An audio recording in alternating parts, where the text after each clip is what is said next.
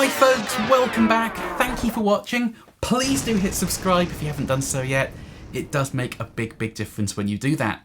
So today folks, I've got another Ask Perky video for you. And today's question is, why do you always mod all of your guitars? So I've been doing some thinking on this and I've come up with 5 reasons as to why I typically mod every guitar I ever buy. And I'm going to do these in reverse order in terms of importance to me. So number 5, I enjoy it. It's a hobby for me. I love getting in the back of a guitar, swapping out pickups and capacitors and potentiometers and seeing what difference it makes to the overall sound of the instrument. It's just a hobby of mine and I enjoy doing it. There really isn't any more to add to this point. It's just something I like to do. Number 4, to make videos. Now, of course, you're watching my YouTube channel right now, and I love making the comparison videos of buying a new guitar and comparing a boutique aftermarket pickup to the stock pickup that it came with, for example. I love making content for you guys, and of course I have to do the mods in order to make the comparison videos. So I love doing those sort of nerdy type videos, and ultimately I want to give you guys content that might be useful for you. So sometimes I do a mod to a guitar and do it before and after, and there really isn't any difference, and I get comments saying, oh, what a waste of time and money.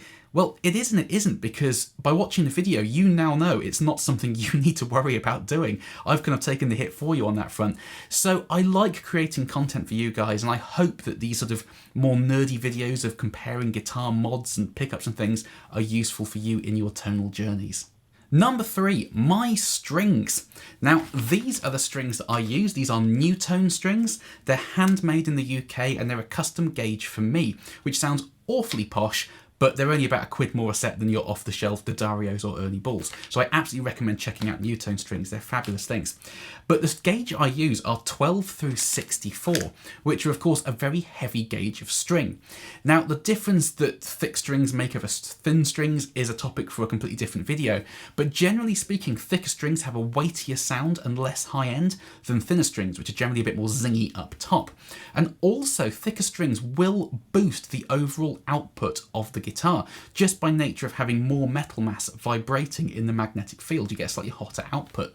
So when I'm modding guitars, I typically use 550k pots and 280k pots over the more standard 500 and 250, because that extra 10% on the pot value gives me a little bit more of that sort of clarity in the high end. Now, I love heavy strings. I cannot play thin strings to save my life, but I also like a very bright, detailed guitar sound.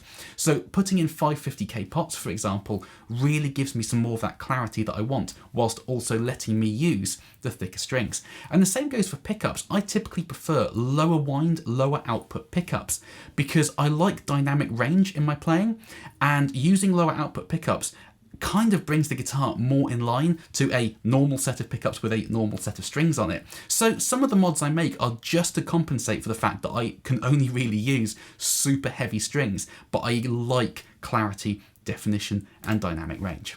Number 2, to fix problems. Now, I, like probably most of you watching this, like vintage spec guitars. When it comes to like modern guitars with active humbuckers, with 20k outputs and things, that is not my world at all. I like Tellys, Strats, Les Pauls, kind of the old 50s and 60s style guitars. But sometimes some of those models have been improved on over the years. And this guitar here is a very good example. So this is a Les Paul Jr. and when it came, it had a vintage correct wraparound tailpiece on it. Now, even back in the 50s, those were very much an approximation in terms of intonation. But as I just said, I use a very asymmetrical set of strings. So if you're using a set of 9s or 10s, it's probably close enough. But using my asymmetrical set of strings, it was so far out in terms of intonation, I couldn't use the guitar. I could adjust the angle and the distance away from the nut to kind of get the E, B and A strings playing roughly in tune, but the D string was so flat and the low E was ridiculously sharp. So playing up there, complete impossibility. I couldn't really go above the 5th fret when this guitar had the wraparound tailpiece on it. So I've recently put on this Faber Raptonate tailpiece, which of course isn't vintage correct, but it does give me complete control over the intonation, and I can now go up the dusty end. So I like to make changes to guitars to kind of fix those problems. Those designs have been improved on over the years. There's a lot to be said for keeping things vintage correct, but there's also a lot to be said for improving your overall experience of playing the instrument. And number 1, to Chace Specification. Now, as I said, I like vintage style guitars, but as with any product you ever buy anywhere in the world, they are always manufactured to a price point. Manufacturers have to be aware of what customers will pay for a product in terms of how much they're able to spend on research and development and manufacturing.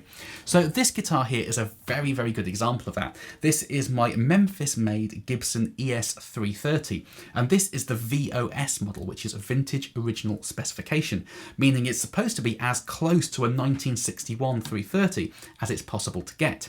However, the pots that came in this guitar originally weren't 550k pots with a Central Labs taper, they were the stock 500k pots that Gibson put in all of their guitars, and the taper was horrible.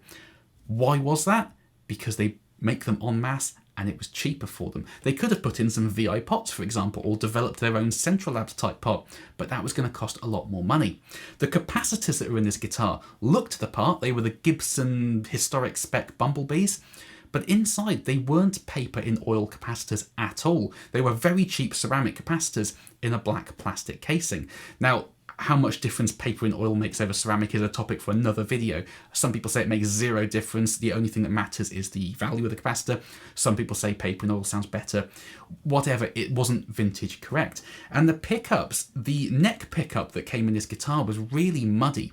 And whenever I heard vintage examples of these guitars on YouTube, the neck pickup had an amazing clarity to it. And I found that I was always adjusting the EQ on my amp and using pedals like the Hudson Broadcast, which has a really nice high-pass filter, to thin out this pickup. And as soon as I'm having to constantly fix something to use it, that's my first indication that I need to change it. So I put in these OX4 P90s, which are hand-wound, kind of absolute dead-on vintage spec, and this guitar now sounds right. So even though this guitar is marketed as being 100% vintage original specification, it actually wasn't, and making changes to the electronics made this guitar sound so much more like a vintage 330 than it did stock, because, as I said, it was manufactured to a price point. And yes, they could have bought in some boutique hand-wound pickups, they could have put VI pots in and some Lux Bumblebee capacitors, which are the proper paper and oil ones, but that would probably add 800 quid onto the price of the guitar and people wouldn't buy them. So when it comes to chasing a specification, I generally find that by modding them and putting in the aftermarket boutique electronics, you can get so much closer to a vintage specification. Guitar manufacturers are always going to cut corners in terms of price. Not in a particularly bad way, but it's not quite going to be as good as it can be when it's all stock, in my opinion. So there we are, folks, 5 reasons why I typically mod all of my guitars. Now, I don't mod every single guitar. This guitar is a very good example of that. This is a 1992 Les Paul Standard. And in terms of chasing a specification of a guitar, this guitar is already what I want it to be. I want it to be a 90s high output classic rock machine, and it is an astonishing sounding guitar. It's absolutely amazing. So I've got absolutely no reason to change anything about it because it already is what I want it to be. I'm not chasing a vintage spec of any kind.